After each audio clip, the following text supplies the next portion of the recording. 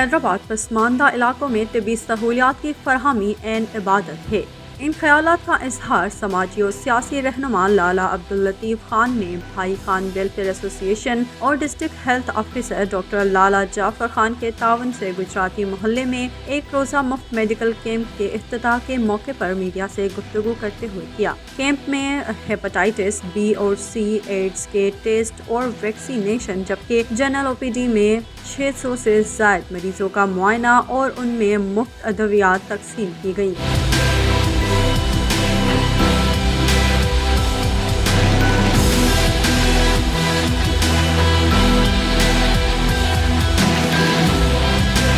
اس موقع پر بھائی خان ویلفیئر کے سرپرست حاجی اشرف عباسی، جنرل سیکرٹری حاجی محمد یاسین آرائی، یوتھ ویلفیئر سوسائٹی کے بانی اور جنرل سیکرٹری سید فہیم الدین، بھائی خان ویلفیئر کے جوائنٹ سیکرٹری محمد اسماعیل شیخ، چیف آرگنائزر محمد حنیف شیخ، سب کمیٹی برائے ایجوکیشن کے چیئرمین حاجی محمد اسماعیل شیخ، یوتھ ویلفیئر سوسائٹی کے مرکزی صدر لالا علی بخش پٹھان، چیئرمین گلشن حامد اللہ، دیا قریشی، ڈسٹرکٹ چیئرمین محمد بخش چانڈیو، اشفاق قریشی، زاہد احمد، چیئرپرسن شعبہ خواتین سائمہ ناز، آرائی ویلفیئر آرگنائزیشن کی مرکزی چیئرمین یعقوب بھٹی، مرکزی صدر عدنان آرائی، انجمن تاجران سندھ کے سینئر نائب صدر محمد تقی شیخ، بھائی خان ویلفیئر لطیف آباد کے چیئرمین حاجی عبدالحمید مٹھو، وائس چیئرمین اکرم شاہ، ڈاکٹر محمد شفیع شیخ، بھائی ویلفیئر شعبہ خواتین کے حنا نعیم، سائقہ قاضی، رانی راشد، اینی پرویز، فوزیہ نثار اور دیگر بھی موجود تھے۔